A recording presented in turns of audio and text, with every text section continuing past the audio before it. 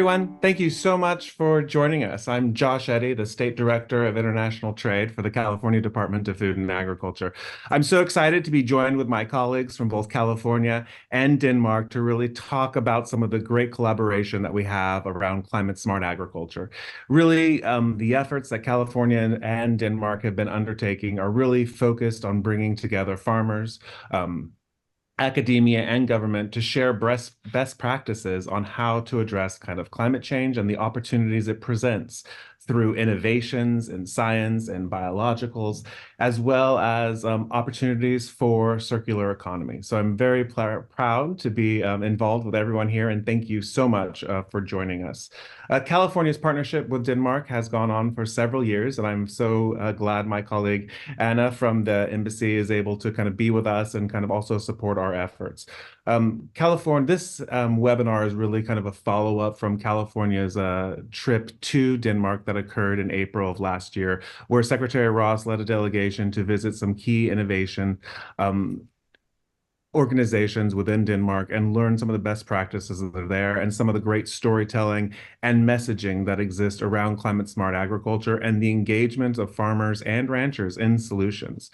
This is not just focused on the agricultural sector, but it's also focused on what's available for our communities, what's available for our workers, and how best technology can assist within the agricultural sector in the field of specialty crops and other agricultural sectors. So it's truly a kind of a pleasure to engage on this. Today, we're really going to be talking about public and private partnerships, how we can all work together to kind of work on the opportunities that agriculture has moving forward. It's also looking at a circular economy and looking at what's happening here in California with Beam Circular, and then also in Denmark with some of our colleagues at Kalunborg to kind of understand what are some of the opportunities that communities, and especially within our agricultural sector in the Central Valley here in California, can really kind of benefit from a circular economy that agriculture is a key player. And then lastly, it's again focusing on bio-based products and how agricultural reuse can reduce food waste and the innovations that can really come from that. Natural and biological solutions are kind of a key theme when we look at the large challenges that are before us. And I think that's from everything from pesticide innovations to either also genetic breeding in terms of plants and health. It's critical for us to be able to move forward. So I thank everyone for being here today. Thank you for the partnership, and we look forward to kind of continued dialogue. And I'd like to turn it over to my colleague Anna to kind of discuss some of the partnership opportunities that California and Denmark are sharing. Yes. Hi, my name is Anna Trullingsgaard, and I'm a senior commercial advisor with the Embassy of Denmark in Washington, D.C. So just to give a brief overview of some of the activities that is entailed by our Denmark and California partnership, we wish to create a platform where stakeholders from California and Denmark can exchange knowledge and also experience climate smart agriculture solutions in action. Some of our activities include sharing market insights, knowledge, and experiences during thematic conversations like the one we're doing today, focusing in on fostering climate smart ag.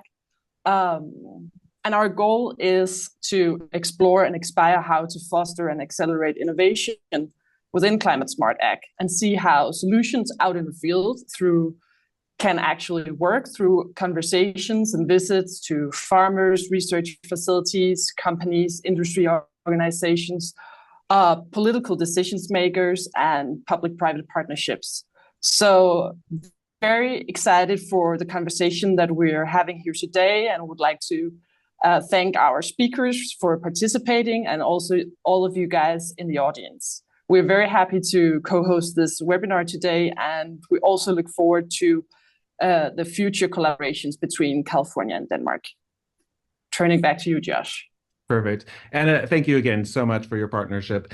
And again, the theme of this webinar is really focusing on innovation and really the opportunities for connection here with the entities in California and the entities in Denmark to really work together on some of the shared challenges and opportunities that we have within the agricultural sector. So thank you so much for joining. And I think with that, we'll start with some great storytelling from our friends at Food Nation, but I'm going to first turn it over to my colleague and partner in crime, Mr. Gabe Yotze with the University of California. Hello, Gabe Yahtzee, Chief Innovation Officer for the University of California Agriculture and Natural Resources, and a partner with the California Department of Food and Agriculture on this visit and our innovation ecosystem building around climate smart agriculture in general. I'm going to speak in a minute, but I will also sort of play MC for the panels. So I am going to just first turn it over to Mia from Food Nation to introduce herself and give a short presentation on building public-private partnerships to support the advancement of climate-smart agriculture. So Mia, take it away. Thank you so much for the invitation, and I've just started to share my screen here. So I am super excited to be here today to share how Denmark has created a public-private partnership to position Danish climate-smart agriculture around the world. So I'm here to tell you how Denmark shares the Danish food clusters solutions on these climate-smart agriculture solutions around the world. So we can all all over the world work together and of course cross borders to implement these best solutions that can support the green transition. Just to say also, my name is Mia Lauritsen, and surprisingly, I work in the public-private partnership called Food Nation.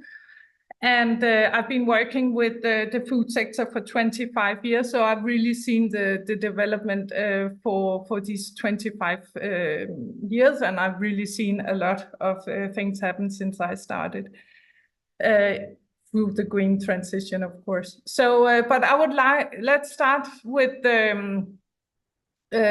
me telling you about Food Nation and what's it's all about and why we're here. So. Food Nation is a branding consortium for the Danish food cluster, and we are actually a gateway for international stakeholder who seeks information about the Danish agri-food sector solutions. So you can say, actually, we are kind of dating portal because we try to connect international stakeholders who are interested in the Danish food companies and also the public sector and also universities. So we are here to tell the world about how we in Denmark, among others things, also make climate smart agri-food solutions. And we do this by doing online activities, which I'm also doing right now here, and also having delegations to our visitor center in Denmark. And we're also traveling with businesses around the world and attend exhibitions and so on. So this is how we do it. So why should actually people listen to what we have to say? This is always interesting. So our credibility, our credibility actually comes with the fact that we are a public-private partnerships, and we are not for profit. So this is where our credibility lies.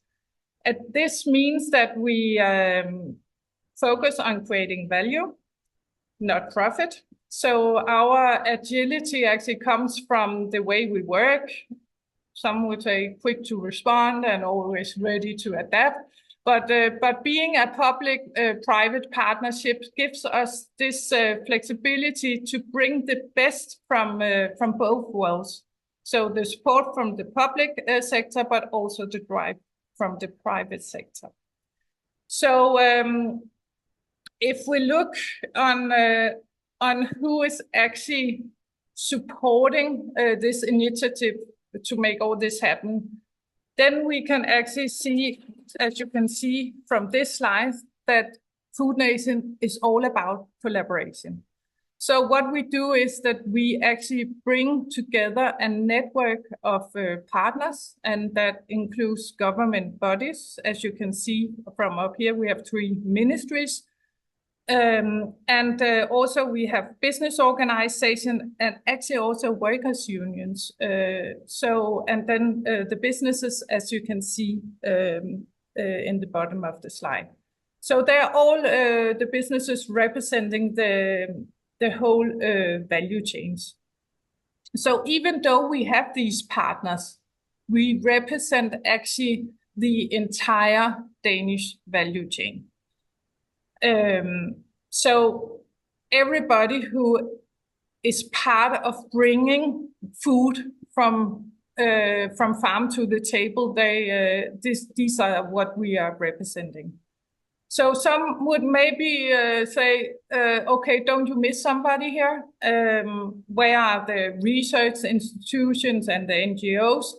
But we are, of course, looking into this, but we work close with them as well. So you can say that even though they are not part of our partners, they are still a very big part of our work. So I would like to take this a bit further to also say, let's look at the tradition of collaboration on how we sort of develop innovative and climate smart agriculture in Denmark, and which actually Food Nation are able to position around the world.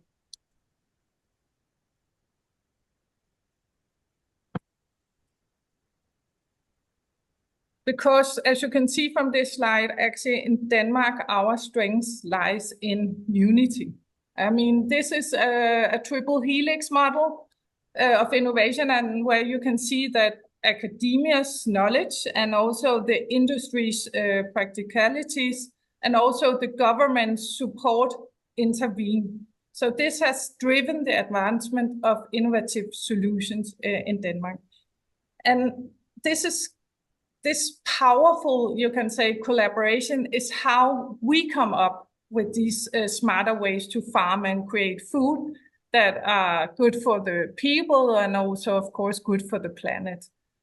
So, this is always nice to say, but if I would like actually also to share with you a real impact of this collaboration by some real world examples on what we can achieve together.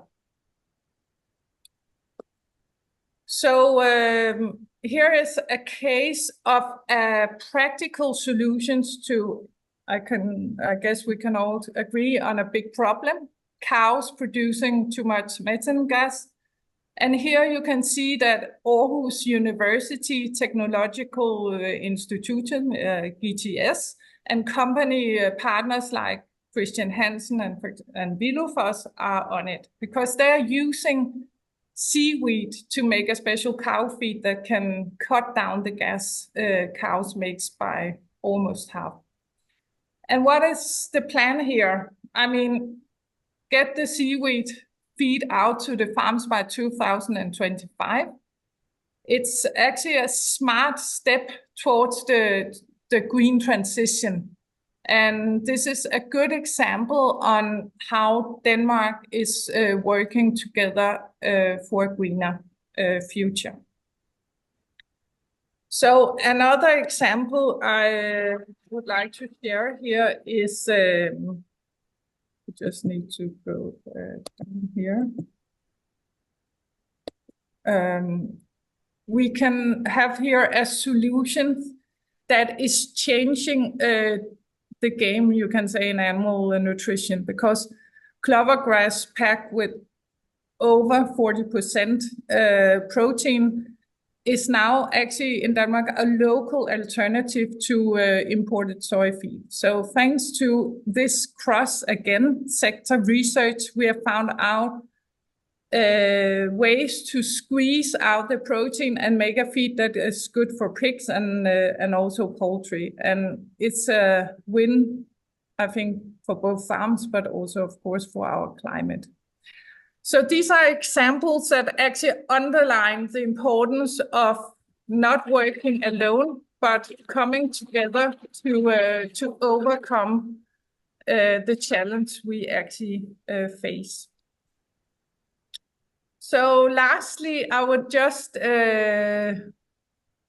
sum up, because we need to unite, actually, to face the environmental or the climate challenges ahead. So time is ticking. I think we can all agree towards 2030, where we need to fulfill the Paris Agreement, and we need to move very quickly to spread out sustainable solutions around the globe. And Food Nation is committed to do this. By showcasing, of course, Denmark's achievements and also inspiring collaborative actions worldwide. And this is what I'm actually doing here. So thank you for letting me join here today, and let's keep pushing forward together for, you can say, a brighter, greener future. So thank you so much, and you can find much more information on this website you can see here. Thank you. Thank you, Mia, very much. I'm going to transition to myself next to do the next presentation, and then we'll do a few questions. So I'm going to just share my screen now. So once again, Gabe Yahtzee with the University of California. So we have created an innovation platform, a climate-smart agri-food innovation platform in California called Divine, which is really a container for collaboration and programmatic activity to drive technology advancements forward. So I'm going to just talk to you a little bit briefly sort of about how we're approaching this from California. Just a little bit about UC Agriculture and Natural Resources. We are a statewide footprint. We've been sort of working at the intersection of the university, public sector, and the private sector, farm and natural resources industry for over 100 years. So we're very adept at working collaboratively between university, government, and industry for many years. Just a little snapshot of the UC system. It's actually about a 500,000 people across California, 10 university campuses, 9 field research centers that UCNR operates, and really a statewide footprint across California as the largest public research university in the US, perhaps globally, I'm not certain on that, with a range of inventions and innovations happening across many different sectors. The Vine is really our climate-smart agri-food innovation capacity, where we commercialize technology, we support workforce development, we drive research collaborations, and we even really actively support particularly our rural underserved communities in economic development that's rooted in the future of climate-smart food and agriculture. And the three things that we do, we connect the ecosystem, entrepreneurs to resources, students to agriculture, ag industry to solutions. We build, working investable companies, working solutions that have a variety of actors, and ideally, over time, a trained workforce that's ready to join these companies and startups. And we really grow the ecosystem, the overall ecosystem. We're trying to bring more nodes of the network, if you will, on. And that's in part what we do by fostering collaborations with Denmark as well, and build our own regional innovation capacity across California and the resources and investors to build solutions. So the way that we think about climate-smart agriculture innovation is really the intersection of multiple ag, food, and environmental scientific disciplines and technologies alongside computer science and engineering, health and nutrition sciences, and wrap that all in an open innovation ecosystem and framework where multiple actors can come together to drive innovation forward. Mia's slide about triple helix. This triple helix is a European framing, but we thought it's like the perfect kind of framing to think about how we need to drive these kinds of solutions forward. So really, we are working really in this way as well, bringing together government actors like our California Department of Food and Agriculture, who's a host of this event, along with our national government and other entities across California and the US. Our universities, our research universities like the UC, our teaching universities like the CSU, and our community college system as well, which is the largest in the nation, alongside of our industry. And the industry is a broad and varied definition, from the tech sector to the farming sector to the capital sector. So many parts of it have to come together in this triple helix. We built a network, and there's also other networks. So, you know, innovation is a contact sport. It's messy, but we try to work by bringing people together and being brought together as well by others. So we facilitated a network that's focused on research and development, commercialization, and economic development in various hotspots around California, primarily in our food-producing regions of the Central Valley, the Central Coast, and inland Southern California. We also, so when we talk about building, I'm going to give you some examples of how do we build solutions of various kinds. So really, all of our actors across the value chain work in various parts of this sort of technology maturity cycle. So, you know, at the very beginning, typically our universities and government labs are conducting research and really inventing the seeds of technology. On the far right end, our commercial industry is taking those to market, and whether that's, you know, in the farming sector, by pulling together the seeds and the inputs to produce lovely food, or new technologies. But where oftentimes is what's missing in the middle is this valley of death, where it's very difficult to bring, you know, technologies, climate smart technologies in our case, to the market. And that's where the Vine operates, to really try to bring, have a continuous cycle of innovation across early technology to industry adoption. Some example of projects, just to give you some project examples of things that we're working on here in California. We're right now continuing to work on expanding things like autonomous electric tractors, but we have to work with them differently. So between the California State Government Air Resources Board, a company called Monarch Tractor, and the university, we're actually creating a new approach to swarming electric tractors, replacing diesel tractors, to evaluate operationally, emissions-wise, and economically, how is that going to all work out? You're going to hear from our very own Beam Circular, Karen Warner, but working on a great project to really kickstart biomanufacturing and the circular bioeconomy. I'm going to not steal Karen's thunder and let her talk about it, but we have a great project in the works, really to think about what are those feedstocks? How do we quantify and classify what those feedstocks are like, so we can actually power the future bioeconomy in the future. And then we've another great project that's really some of the largest farming organizations in California through the Western Growers Association, really thinking about the transition from chemistry, chemical-based pesticides and fertilizers into biological alternatives. And they are leading an accelerator with, we're partnering with them, as is a number of other actors across the public and private sector, to really evaluate the opportunities for very specific crops and pests and soil health to use biologicals as a replacement for chemistry. So those are just 3 project examples that we've got going in 2023. And then just some of the, how do we actually growing the innovation capacity as well of the region, so that we're able to build this ecosystem out with new players and new resources and new actors. And so I'll just give a couple examples of that. So one very large project that we're part of, it's really an economic development initiative at its heart. It's in the central part of California. It's called Farms, Food, and Future, which has assembled about $100 million of investment, public investment, to really drive, you know, climate smart agriculture forward from the Central Valley.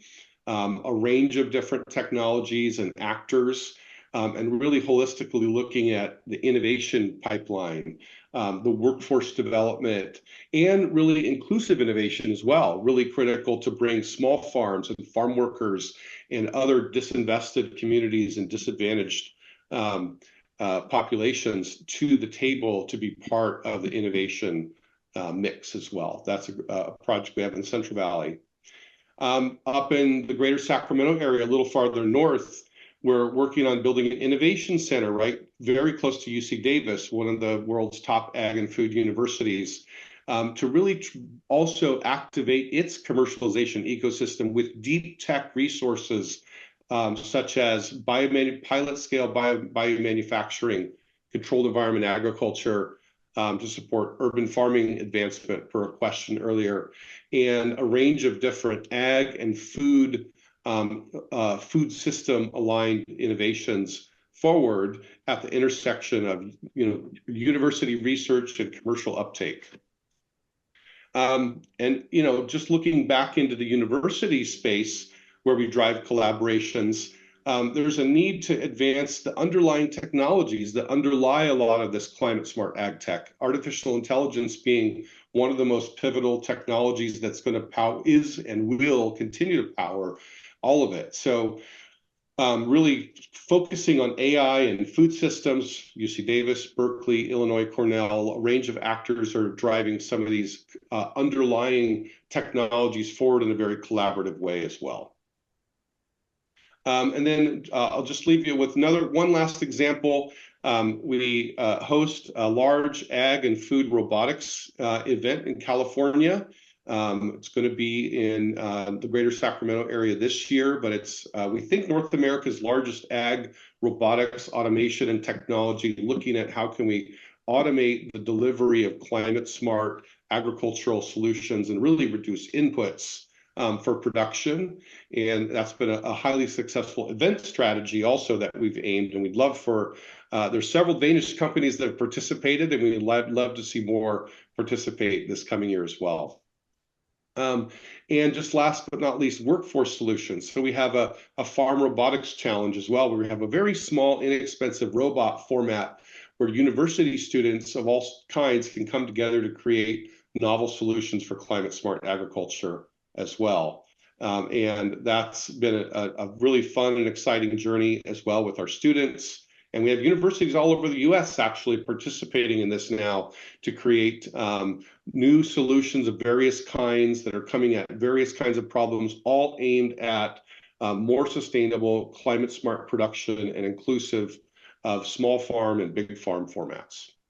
So just lastly, we've got our team here in California. We're ready to serve this collaboration, really looking forward to next steps in driving it forward. So thank you very much. Any questions for Mia and I on really the topics we've discussed today? I see one question: who is our prime actor regarding nutrition? I would say that one question, one place regarding nutrition, Harold's going to talk a little bit more about this later, but there is a place at UC Davis called the Innovation Institute for Food and Health that I would say is one of the key leaders in thinking about the future of nutrition and health, and how a lot of these food-related innovations impact health. But I'm not going to steal Harold's thunder. I'll let him talk more about that in his talk a little bit later. If others on the panel here have thoughts on other key actors regarding nutrition in California, that would be great. And Restore C, it's not ringing a bell, the question, any Vine collaborations with Restore C. I'm not, I don't have a good answer to that one right now. I don't think so, but I'd love to talk more about it. Any other questions, either on the chat? Feel free to list one there or ask one. Well, I can see there is one in the chat. I see two. They're both aimed at me. Is that the right? Yeah. Well, there's a lot about emissions. There's some. Oh, chat. Okay. Oh. Go ahead. No, it's just talking about saying that Denmark has a lot of legislation concerning emissions, and I just want to say it says that maybe California is looking that way. So maybe Gabe, you could elaborate a little bit about this. Yeah. I can just say there's a lot of things going on also in the businesses where they do it.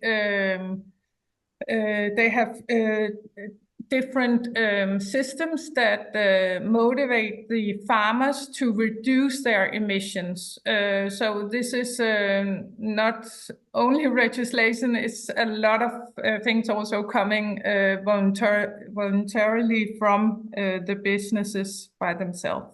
Yeah.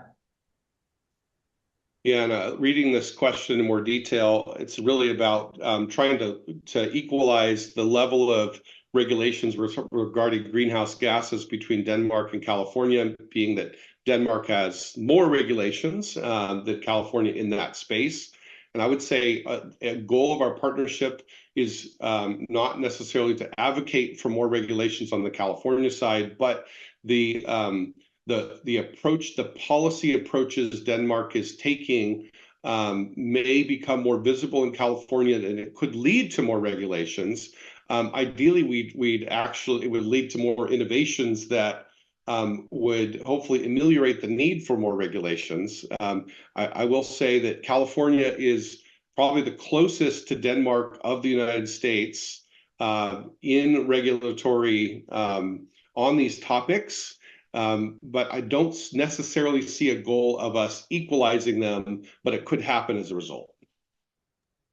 Yeah, Gabe, and definitely if I could kind of add, I think the overall, again, given Denmark and California have a diverse agricultural industry with many different sizes of operations, different types of operations, from organic to regenerative to conventional.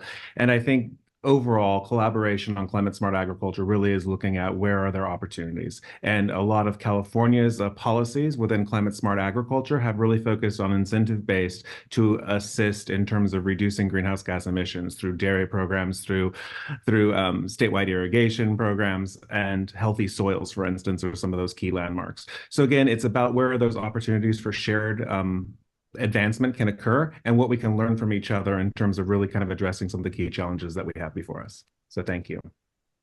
Okay, we're exactly at time, 8:35. We'll continue to monitor the chat and the Q&A for questions by the audience, but let's transition to our next topic, that is bio-based products for human and planetary health.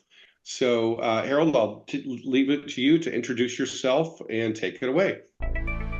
So my name is Harold Schmitz. My sort of the platform or professional platform has been spanning the academic industry interface, was really for the past 35 years or so, and I benefited from being with Mars Incorporated, one of the world's largest food companies, as well as the world's largest veterinary health company now. And so I was with them for 25 years and was the chief science officer for a number of years. And then that's where the UC relationship emerged from, beginning in 1994. So I'm going to cover 5 points. I can add a 6th point of BII specifically if Christian doesn't make it on, but if he does, we'll hand it over to him. So 5 points, and I'll sort of look to the side because I've got them on the wall. So just so you know, since we're on video. But first point of what I want to talk about in terms of the theme that Gabe put out there was this product piece. So I've come to appreciate that my role in this in the UC environment is to really drill down on and work in the area of revolutions. So that's kind of dangerous in the California space to talk about revolutions, but for the regulation that Gabe talked about. But the revolutions is sort of Thomas Kuhn plus. So for those who read, philosophical books on science, Thomas Kuhn wrote a very, important book about the structure of scientific revolutions and the role of paradigm shifts and how they come to be and what's involved in them. And so what I focus on is at the interface of the academic industry space is really the integration of scientific revolutions that are happening. I've had the opportunity to participate in one, myself as a team member, which was great.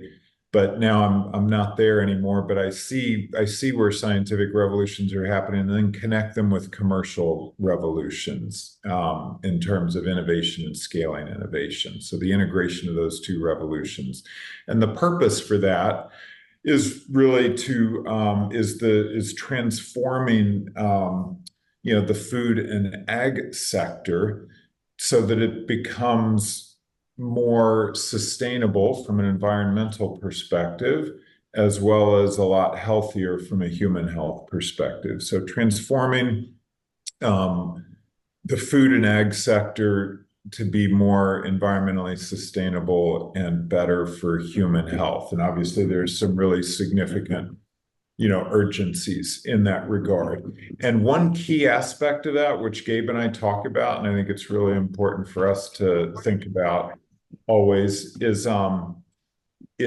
value chain in that. And so this group that is convened here spans the value chain. There's Christian from ag, the production of biomass, if you will, and then the post-harvest handling, the processing, the manufacturing, to finished products, be they food or other consumer products. And so there's a value chain aspect to that. My sort of focus on it is the consumer product side, so the value chain part of that. And then from a strategic pillars perspective, there's three that I've, over the past 35 years, that I've sort of narrowed in on. So one strategic pillar is biotechnology, which is where I've had a lot of interface actually with Denmark, and I'll have some very specific strategic comments to make about that as I wrap this up. But so biotechnology is one pillar, computer science as the second pillar, and very much, predictive analytics and AI is crucial in that. Obviously, machine learning, very important, and other aspects of computer science, but especially predictive analytics and accelerating innovation and scientific progress. And then the third pillar is this industry academic interface. And then so that's, thus the integrating of the scientific and commercial sort of revolutions. Then the strategic nodes, point 4, is really the UC system. So strategies about making choices, right? And if we have these visions about addressing grand challenges and making changes for the better, then we need a strategy. And a grand strategy is about making choices about what you choose to do and what you choose not to do. And so for the choices that I make in the work that I mentioned is, one, the UC system. So the use as being the base of global network operations from a research perspective. There's smart people all around the world, but we're blessed in California to have the UC system as the world's leading research university, given the 10 campuses and the 3 national labs and the system that Gabe showed. And then Davis as the headquarters campus in that regard, because of its food and agriculture and biotechnology sort of strengths within that overall system. And then the second part of the strategic nodes, there's 3 elements. The second element is the Innovation Institute for Food and Health, which Gabe noted that I would say a little bit more about, and the AI Institute for Next Generation Food Systems, which Gabe is a part of. So IIFH, just a brief word, it was born out of, and it was created in 2015, and it was born out of experience gained from a Mars UC system collaboration that started in 1994. And so IIFH was designed to focus on the interface of food and health, both, in the planetary health context, so human as well as environmental, and then also to make sure to be able to integrate with all components of the UC system. So the campuses, the labs, within UC Davis, the different colleges, so not to be anchored to any one department or college, but to actually have the ability to span across. So that's IIFH. And then the third, and Justin Siegel, who some of you may know is the director of IIFH and a member of the medical and chemistry faculty here at UC Davis. And then the third node is what I started in 2018, which is the March group, which is a VC group, early stage venture group. We have interactions with BII in that context. So it's the purpose of this venture capital group and why we started it is that we recognized that although there's a very developed early stage investment sector in the capital markets world and a lot of technology spaces, in terms of the food tech space, ag tech is more developed, but in terms of the food part of the food and ag equation, there really aren't any early stage investment groups that combine domain expertise with access to the best inventions and so on and so forth. So we're unique in that regard, and didn't do it because I wanted to be a VC guy. Did it because I recognized that if this didn't exist, it would be hard to create new companies in this space that could make a difference. So hopefully that'll this group will flourish, and it'll lead to other groups forming like this. The last piece I'll state and then turn it over to Christian is and why I'm really pleased to be part of this agenda and appreciate Gabe inviting me is that I have a pretty long held belief now. It's about 5 years old. I submitted actually a written paper to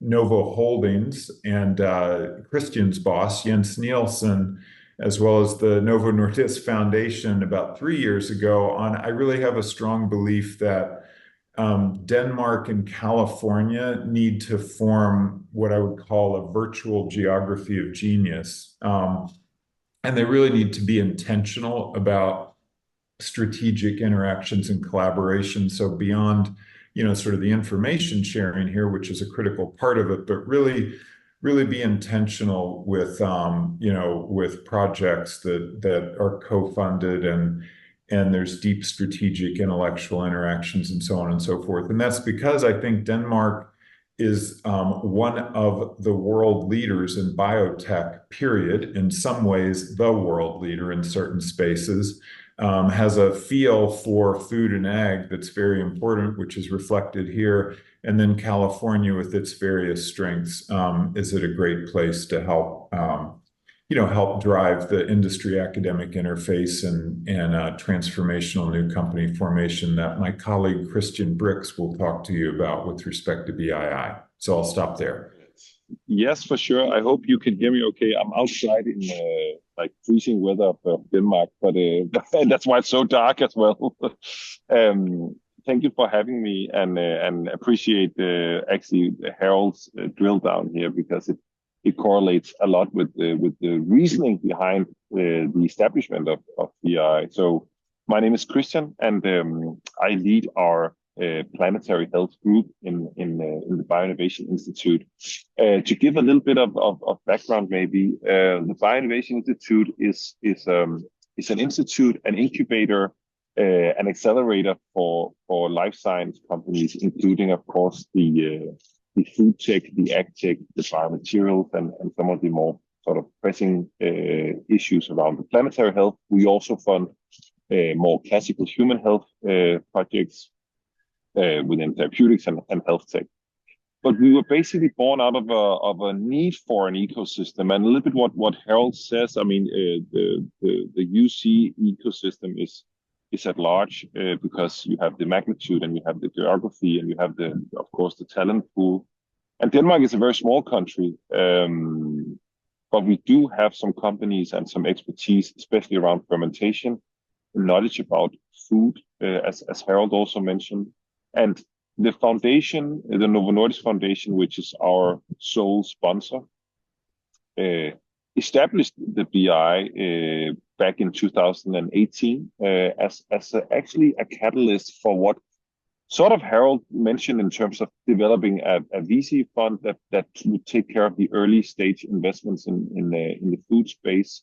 We of course just have maybe a broader purpose of that, but we go in with a non-for-profit element. So the way BI structured is based on the sort of the notion of we do have some interesting science floating around, but maybe nobody is really assisting in crystallizing that into a startup or a project that could actually end up becoming something we would have on the shelves. So that was the mission we were set out to. We got a generous donation from the Novo Nordisk Foundation and established ourselves as a separate foundation ourselves. So that's what we do today. Our main focus is really to figure out which critical technology gaps are there in the food chain. Harold also mentioned the nexus between food and health.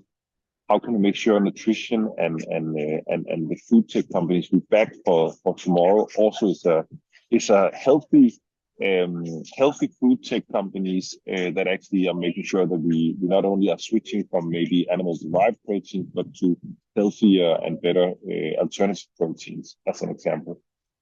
So our job in my team and the projects that we are sourcing in has to have a very high novelty. It has to have a core of a scientific, specifically biotech core, but tapping into issues and areas that are critical for the future of the food sector. The companies that we then have been building and funding over the past couple of years are spanning into whole food products. We have a company called Matter Foods that are a mycelium-based company that are selling directly in retail. We have a company like Evodia Bio who are making aroma out of an engineered yeast strain. We have colorant companies, and then we also have more system-driven companies, I would say, where, as Harold also mentioned, the wave of AI and the new digital technologies also serves a purpose in the way we look at the future of food tech companies. AgTech is also a place we cover. I think Denmark, similar to UC Davis, also has this, and where it also makes sense to do this collaboration between the bridge or between the two organizations is really to understand how do you deploy biotechnology in the fields of large crops. So of course we also have a number of companies in that space, but as Harold also mentioned, it's probably a more developed space. It has some levers that looks a little bit similar to maybe the pharma industry, where you have very expensive field trials and you will meet the inflection points at a later stage, where food is a little bit more difficult or not difficult, but it just has some different elements, because you need to, first of all, hit a wave of consumerism. You need to hit a wave of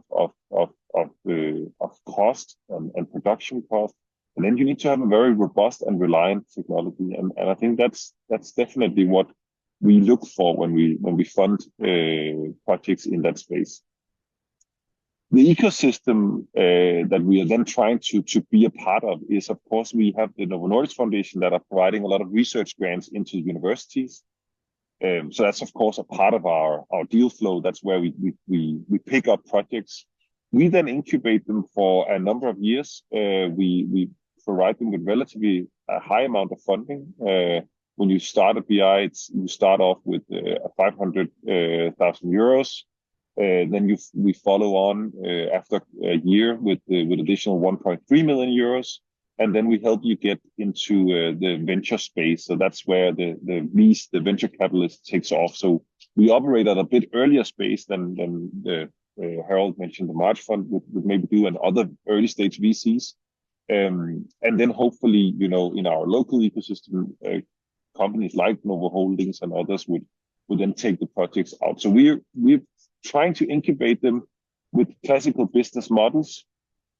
But I think this notion of being precise in your value proposition is probably where we see the most struggle for our portfolio companies. So what is the actual core deliverable you are providing as either new food or better food? But that's BI at its essential and what we are trying to build, and we are extremely dependent on partnerships with organizations like Harold and the stuff that we talk about here today. Christian, thank you so much for the overview. Harold, thank you for that strategic framing. I've taken note of your term, virtual geography of genius. I also noted that down. That was a very good one. You're always good for a new, striking concept to frame things. I like it. We have just a few minutes left for Q&A. One sort of logistical question, Harold, that I see there, the name of the food tech venture fund that you mentioned. I'm guessing it was the March Fund, but I didn't want to speak for you.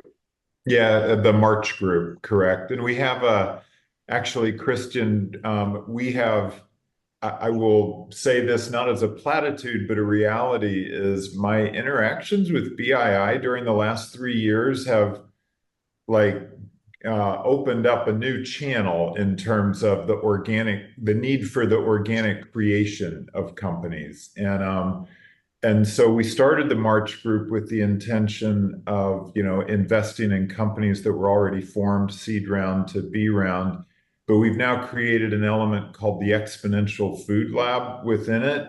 And it is focused on actually assembling founders and creating them from the ground up. And actually, there's a great company called Rivals that we formed that Gabe helped to form that is that actually. And so, but BII has really opened my eyes to this organic creation need at the academic industry interface. And I really appreciate that. I appreciate that. It's a hard one to do though. It's a hard one to do. It takes time and it's a matter of iterations as everything in life, but appreciate it. Thank you. A labor of love. Yeah. There's a good question that's come in the chat, Christian and Harold. I think either of you could take parts of this. Classic venture models are based on a USP UTP, which is turned into a high equity return premium. Typically, food companies and businesses are operating in very narrow margins, leaving no space for such VC premiums. How do you explain this to your LPs? Want to just talk a little bit about the models that you're working on as VCs? I think Christian should start as to how he explains it to his LP, the Novo Nordisk Foundation. And I'm happy because they're actually it's a great question. It's a great question, and it's I guess if you think about my LP, which is a grant-giving philanthropic foundation, it's a relatively easy answer. They don't expect a return, so I think that's maybe the unfair advantage that we have by having a non-for-profit aspect. However, I'm responsible for making sure that the companies actually get venture funding after our program. So you could see us as sort of the support system before that. And there, it's an absolutely key question that are being raised here. It's you are playing into large volumes, probably low margins in some aspects, So having the unique value proposition or unique selling point is a very, very difficult, and there's a lot of people who are up against you in this, because food tech is a popular space.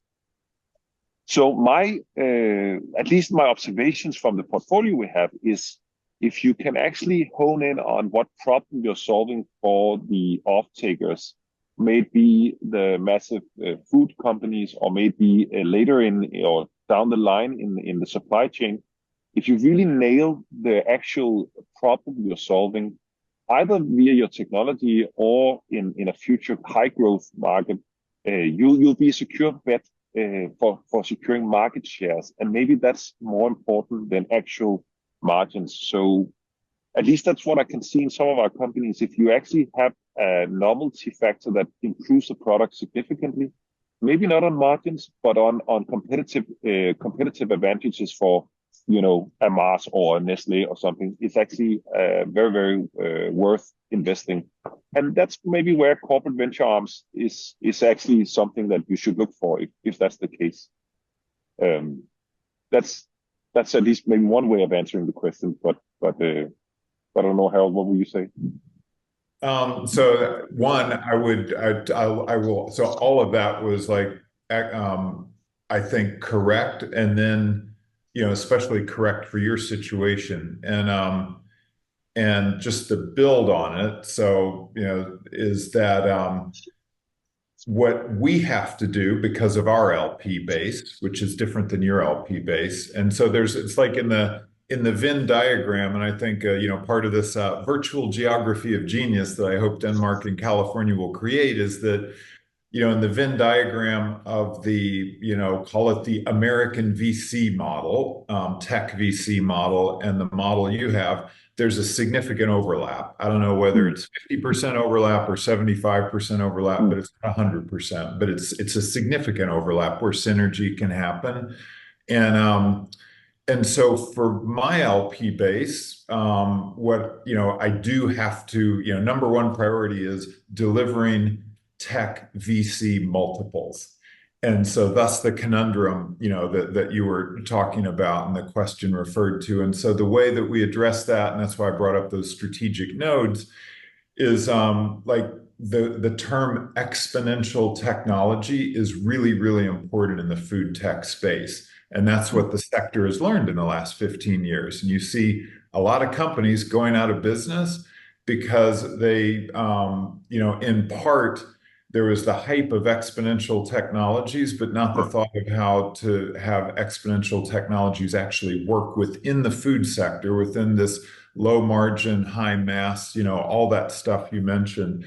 And so, you know, I think, you know, sort of referring to the end of my talk, the reason we formed the March group was we saw that there were really, really smart tech VCs entering the food tech space, but they didn't understand this dynamic, that you actually really, really need to hit the right exponential technology that merges with the consumer markets and brand building in a way that you can actually get high multiple returns. That is what tech LPs expect. And so it's like the margin for error is a lot smaller, I think, in food tech, you know, if you really take that to heart and say, I'm going to deliver for our LP. And then, but where it merges, and my last comment to build on what you said, and I think where the synergy can happen is because your LP has the interests it does, and you guys are set up the way you are, you actually have an opportunity to interact with the legacy sector players like Nestle and Mars and so on and so forth in a way that the other VCs like the March Group can actually, it can form a capital stack almost. And we can actually, you know, go through the scaling part better by working together. So anyway, Gabe, that's a whole, that question is literally a whole seminar that we should probably. Yeah. But it's a very good question. It was a good question, and this interaction between you on the answer was really actually awesome. So with that perfect cap to finish up that section, and we're going to move to our last section of the webinar today, really talking about this broader, you know, perspective of creating a circular bioeconomy. And what does that look like? And what are some examples of how it's happening in Denmark and in California? And we have two really awesome examples of that. I'm really excited about the two people that are going to speak now. And so I'm now going to turn it over back to Denmark to Lisbeth Randers, who is going to talk about Kalunborg Symbiosis. So Lisbeth, take it away. Thank you very much, and thanks for inviting me to talk about Kalunborg Symbiosis at this webinar. I've really enjoyed being listening to all the inspiring presenters before me, and I think to quote Hal, that we are indeed in the middle of a paradigm shift with all these great examples of how we can change production methods. I'm just going to share my screen here. My name is Lisbeth Randers, and I work as a facilitator in Kalunborg Symbiosis, and I've been working as such for the last 10 years. So I have a bit of experience in how to support a circular bioeconomy with full-scale facilities operating in Kalunborg. So this is a picture of the Kalunborg Symbiosis seen from above, and it consists of 18 companies, all located in the area of Kalunborg. As you can see, we are located at the end of a fjord, a deep water harbor in Kalunborg, providing important infrastructure for the industry in Kalunborg. We are 18 members, as I said, both representing the public sector, the municipality and the utility as the main partners, but also a private industry like Novo Nordisk, Global Science.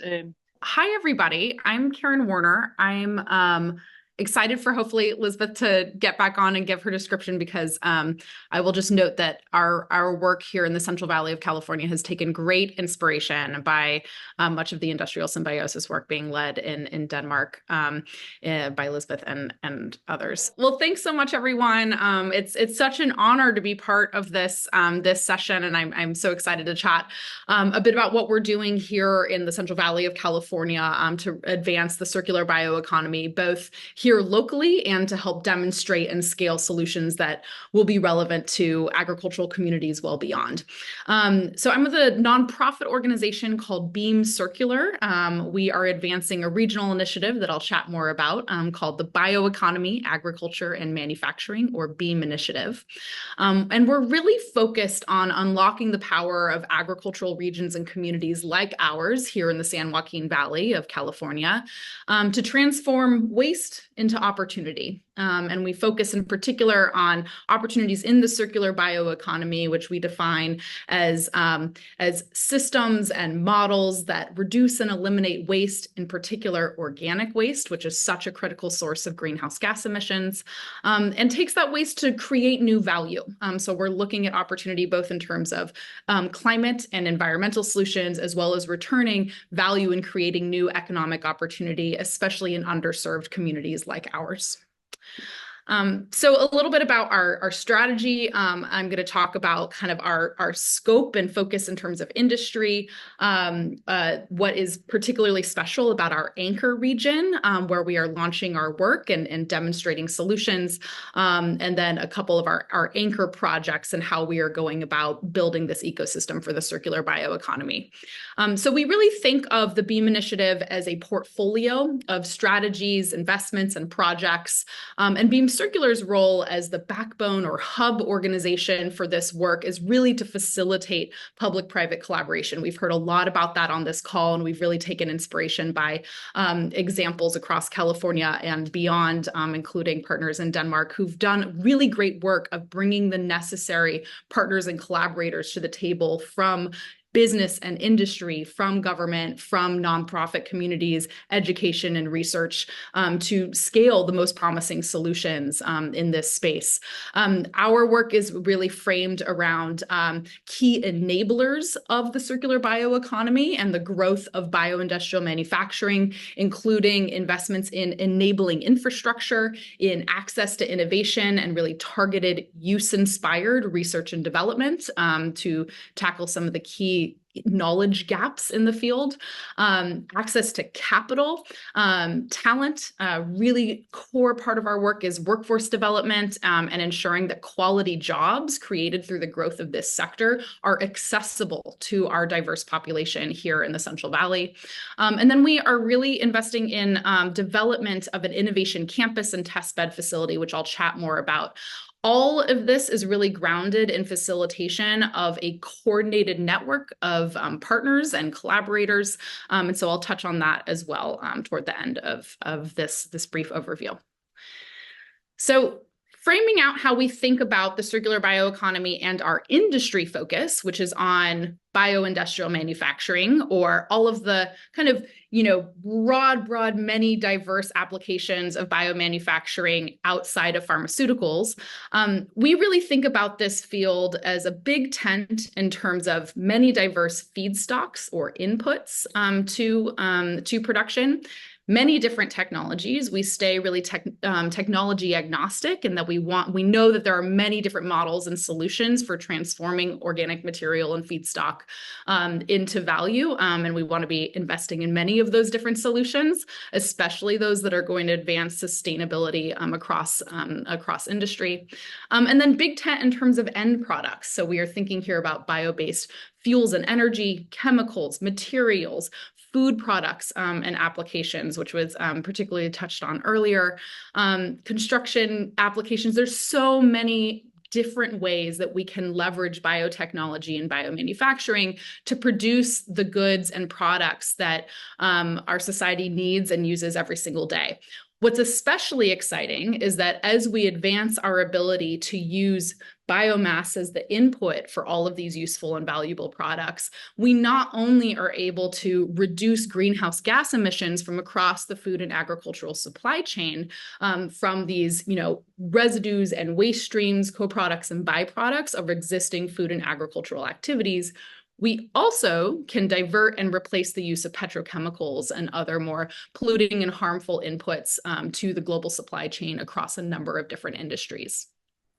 I will just make one additional note on feedstocks because it is so important to our particular model and focus with Beam Circular, which is that we are really, really dedicated to accelerating the use of biomass feedstocks that are waste streams and are residues of our region's abundantly available sources of biomass. So that includes woody biomass from our many different specialty crops, tree crops and orchards, also very relevant to California's forested regions as we look to scale up wildfire management practices that really produce a huge amount of woody biomass.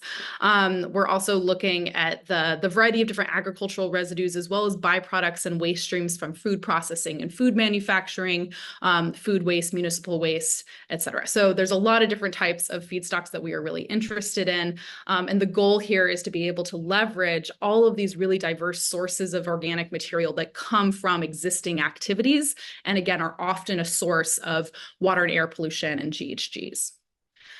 So I'm going to chat a little bit about our anchor region. We are very much excited about California-wide leadership in the circular bioeconomy, and we are anchored in a particularly strategic region within California. So I'm based in Modesto, California, which is right in the center of the North San Joaquin Valley. It's a tri-county region, including Stanislaus, Merced, and San Joaquin counties of about 1.6 million people. I tried to do some back-of-the-napkin math ahead of this in terms of square kilometers or miles in comparison to Denmark, and we are about 1/4 the size of Denmark. So if you did 4 North San Joaquin valleys, you'd get to the size of Denmark, if I did my back-of-the-napkin math math correctly. And we're right in the heart of California's agricultural heartland. As most folks on this call will know, California is by far the most agriculturally productive state in the United States. And we also are the most crop diverse. The North San Joaquin Valley is right in the heart of the most productive and diverse agricultural land in the country and on the planet. So this is a really important kind of center of agricultural leadership. But critically and very uniquely, we are also a center of manufacturing leadership. We are the highest concentration of manufacturing activities in California and one of the leading regions for manufacturing activities in the United States. We are also right next door to the San Francisco Bay Area. So my office where I'm sitting right now is about 90 minutes from Silicon Valley, less than an hour from many of the leading biotech hubs of innovation, including Berkeley National Laboratory and other locations that are really leading tremendous global biotech R&D. We also have neighbors to the north in Sacramento that are key leaders in this space. And we are bordered to the east by the kind of forestry and timber leading region of the Sierras.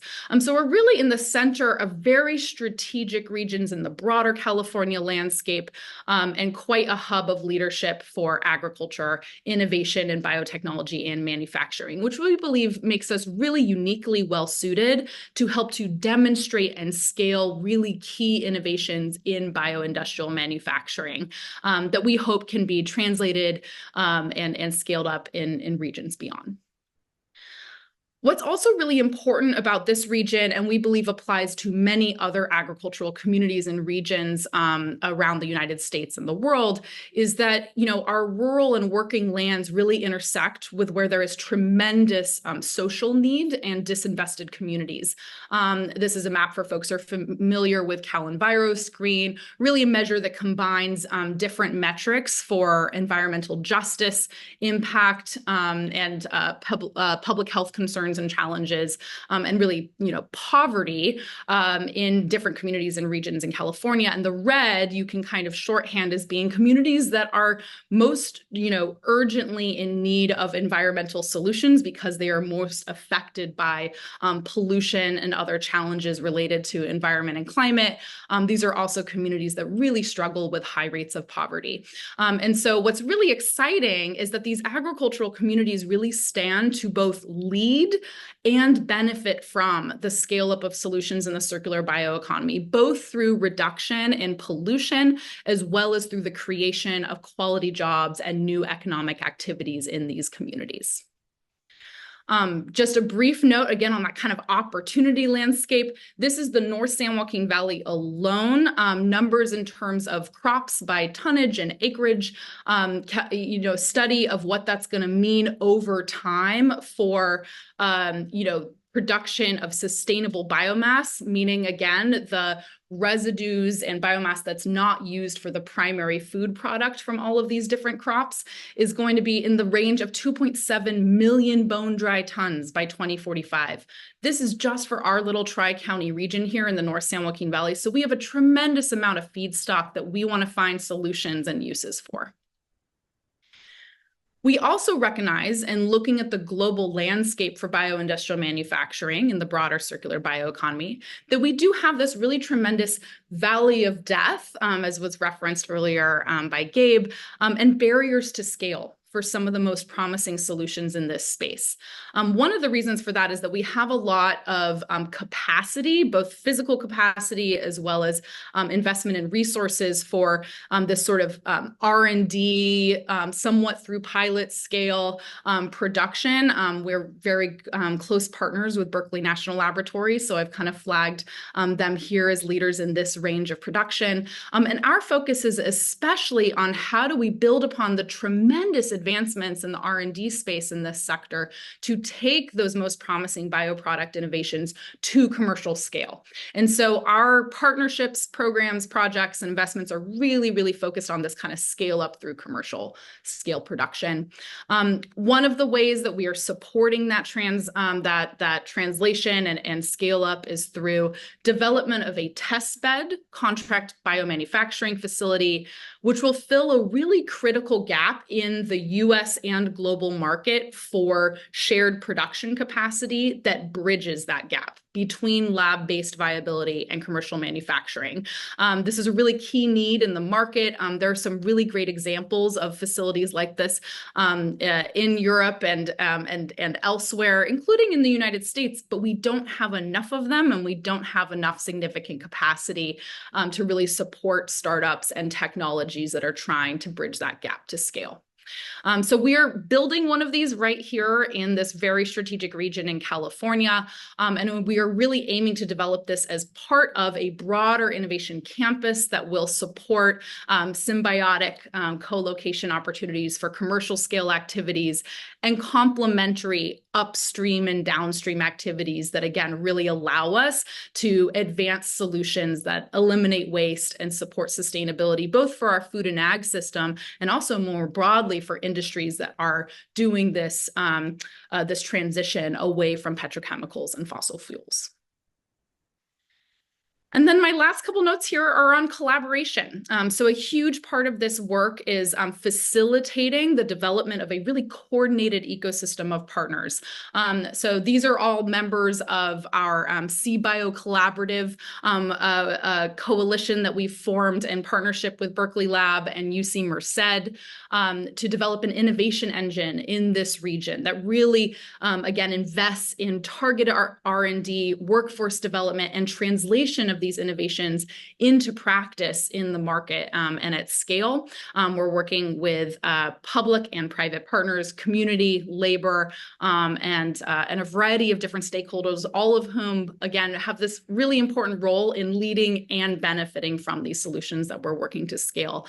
I'll highlight that a key area of innovation focus, among several, is this really deep investment in diversifying use of potential different feedstocks so that we're moving beyond the use of, traditionally a few different types of sugars, lots of reliance on corn, for example, as a source of feedstock for bioindustrial manufacturing activities. We really want to be able to make use of the diverse and often heterogeneous or really kind of messy waste streams that come from our existing food and ag system and municipal activities. This is what that looks like in practice sometimes when we're able to get people together. This was a design forum we hosted in October with over 100 of our different partners and stakeholders who came together to really do collaborative design work in the planning for this innovation engine and ecosystem. And we are grateful and excited to be continuing that collaborative work to plan and launch a variety of these activities across the region. Karen, thank you so much. Great presentation.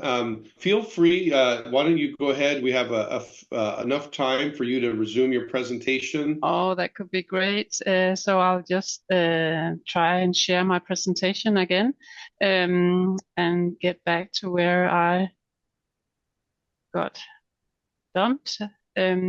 So can you see my presentation now? Yep, all good. We Yes. can hear you. We can Good. see it. Oh, that's great.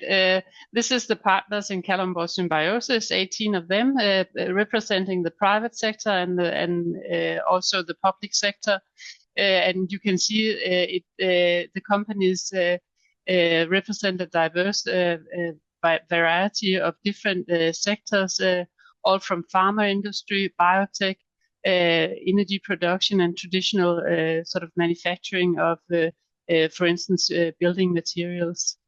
Today, we have more than 30 streams running between the partners, all from water to energy to different materials. And as you can see on the diagram, things are being exchanged between the companies in various different structures, and many of the resources are shared not only by two partners, but also sort of constructing internal small ecosystems of resource exchange. We have 50 years of experience in working together and to use one company's residue as a commodity in another company. And that has shown to be a very sort of efficient setup.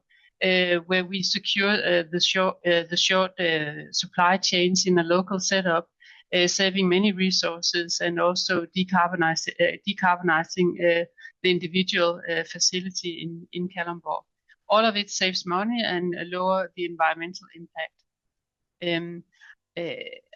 I will share an example with you that, in my mind, sort of highlights how this circular economy setup can benefit a business case. Here you see a production facility for second generation bioethanol, and that is not really a good business case in Denmark or anywhere else in Europe.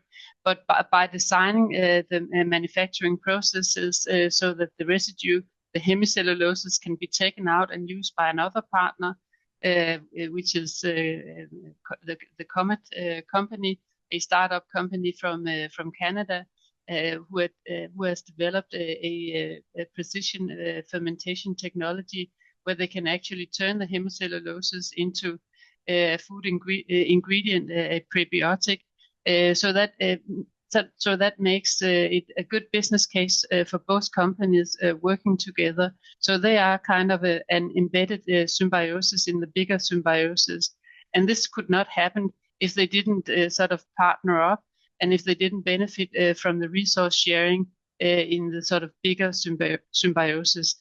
And whenever they enter the area of Kalundborg, they immediately sort of get embedded in the symbiosis and are welcomed in the network, sort of to share more streams and to create an even more sustainable production setup. So I think this is really turning into a good practice example to also be a value proposition for companies to be part of this partnership here. Like it was mentioned in Karen's presentation, I think industry should also pay big attention to the growth of local communities that they are sort of hosted by. And we can see that a great local growth is created by the symbiosis in Kalundborg. Big investments are being created, jobs are being created also, not only permanent jobs, but also intermediate jobs with big construction sites in Kalundborg at the moment.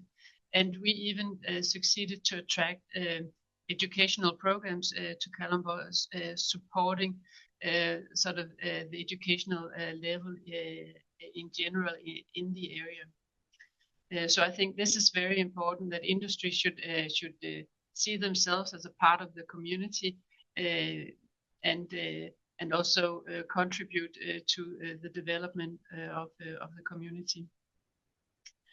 So bioeconomy, in my mind, is not just an abstraction. It's actually a very concrete thing that should be anchored in a sort of a geographical hub and embedded in the activities there, because then you can have a much better resource efficiency. For instance, when we're talking about water stewardship or recycling materials or equipment from manufacturing. So I think that industrial symbiosis indeed creates a resilient community if you engage with the local communities to secure a sustainable development of the area. And also I think we learned from collaborating with Americans that we should not underestimate the role of the agricultural sector, because without agriculture, there will be no industry in the bio-based economy, because we all depend on each other. So I think we should have a very sort of we should pay very much attention to the collaboration between industry and the agricultural sector. I think I'll stop here, so I will not excess the time limit. So thank you for letting me present again, and for all the mess, and apologies for all the mess with the connection. Thank you, Elizabeth. That was great, because we were able to finish it out and get through the presentation. So we are right at 9:30 now. So I wanted to first of all, thank all of our panelists for that amazing job. I think you blew it away in terms of giving an awesome overview of the work you're doing and really the opportunity between California and Denmark. I want to flash up our contact information as a follow-up. While I'm doing that, Josh or Anna, do you have any parting comments for the group?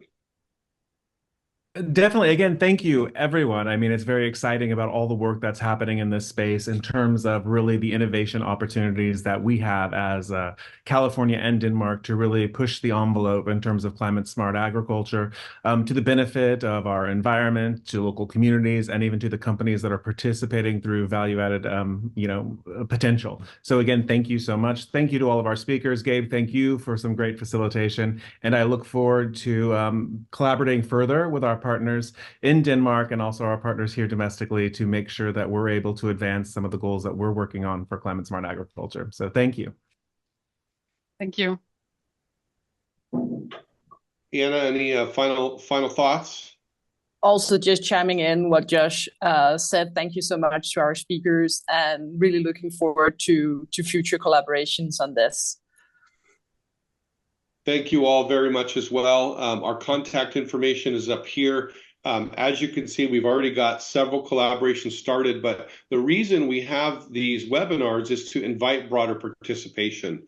So those of you who are listening online for us today, also who are watching the recording, you see our contact information. Feel free to reach out to us.